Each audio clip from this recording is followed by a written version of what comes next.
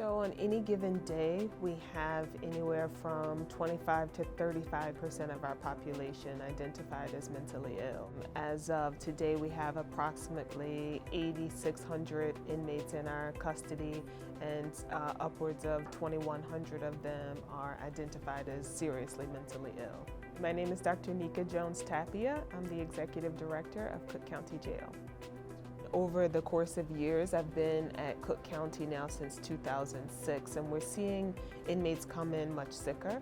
We're seeing them requiring much more time for stabilization. So some of the inmates are coming in with mood disorders. That's probably the bulk of our detainees. However, those that are more profoundly mentally ill are coming in with psychotic disorders.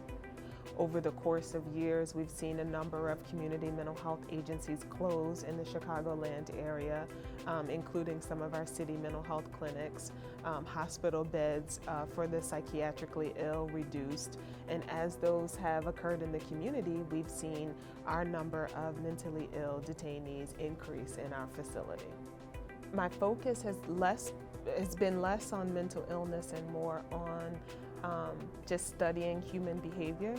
And so in this role, I've been able to look at, different issues that we might have from that perspective, and looking more holistically at what we can do to improve inmate behavior so that we don't continue to have some of the issues that we have. Understanding that correctional institution should not be a mental health institution. They were never supposed to be mental health professionals. They're law enforcement, but we also have to recognize that that's what we're dealing with. So I'd like to think that when the sheriff thought of me for this position, he thought of a way that he could assist us in the moment with this crisis, not just for the mentally ill inmates, but for the whole inmate population.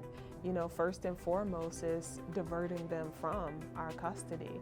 That takes more established partnerships though, and may be a little slower to take fruit, but for what we can handle on our own, it's making sure that we give them viable resources to try to minimize their chances for coming back. And we know that some people will come back, but if we could extend the amount of time it takes for them to come back, we've made progress. There's a multitude of factors that we look at, and one is just allowing them to have a better quality of life even while they're in our custody.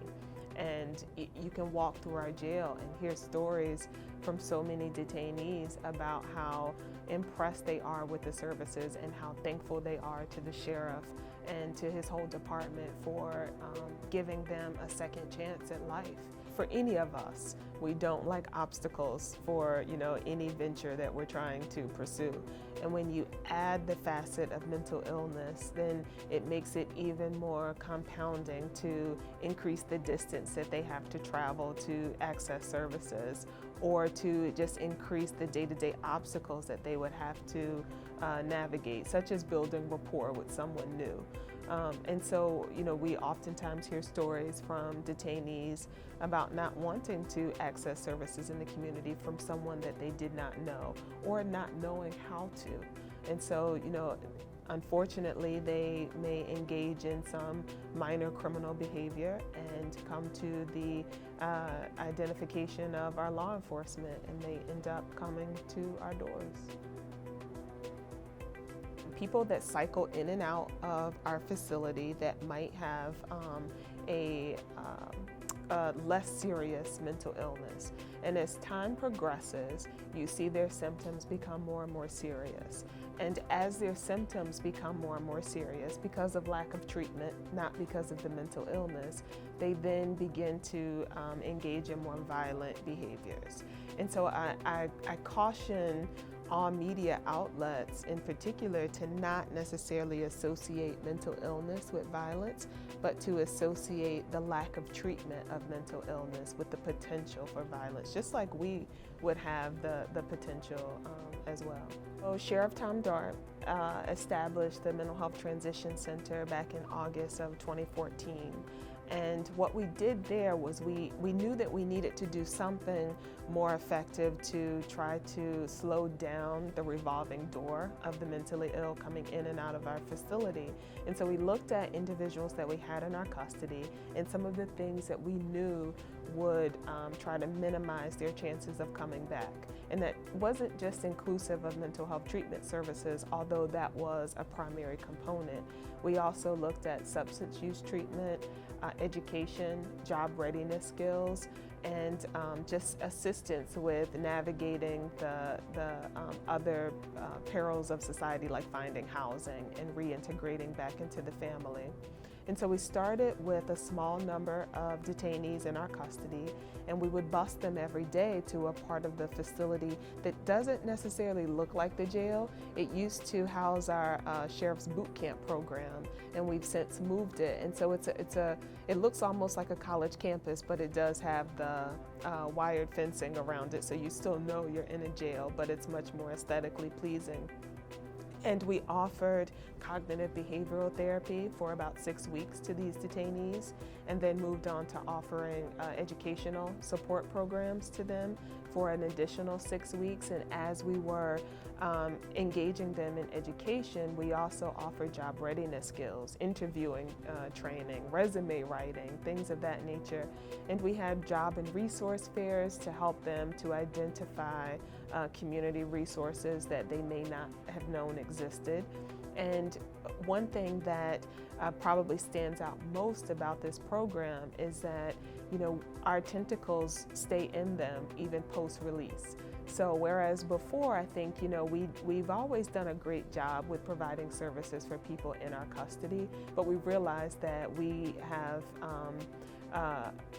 have to provide those services far beyond their stay in our custody. And so we maintain regular contact with these individuals. And the next step will be to offer a community mobile unit to assist them in their habitat and in their living environment, rather, and bringing them back to the facility for adjunct therapeutic treatment, just to be sure that they're maintaining the quality of life that we helped them to get to before they left us. We moved in our more seriously mentally and medically ill inmates into this residential treatment facility. It's a dormitory setting. It allows for increased access between the detainees and the staff, and that allows our staff to be able to identify escalating tensions before they get to the point of requiring law enforcement to step in. All of our staff since 2009, our correctional staff, have been trained in advanced mental health techniques as well as crisis intervention. So this allows them to utilize those skills. So we have open dormitory settings. We also have a few celled units because not everyone can adjust to an open dormitory setting. We have 24-hour mental health, medical, and nursing services available to these detainees. And again, this is set aside for those with more serious mental illness. Those that have more severe mental illness are still housed in our mental health infirmary. We know where we want to go. We really would like to expand upon the crisis intervention team idea with our community law enforcement agencies, and not just expand on crisis intervention, because we've had that in Cook County for a number of years, but having alternative locations to take individuals other than the local hospital. What we've seen is that crisis intervention works if you have a crisis stabilization center to take someone to. And a hospital can't be that, particularly when they've had a great reduction in services that they're able to provide. And so we're really working with our county partners to establish a system that would help to give law enforcement other tools and other resources besides the county jail.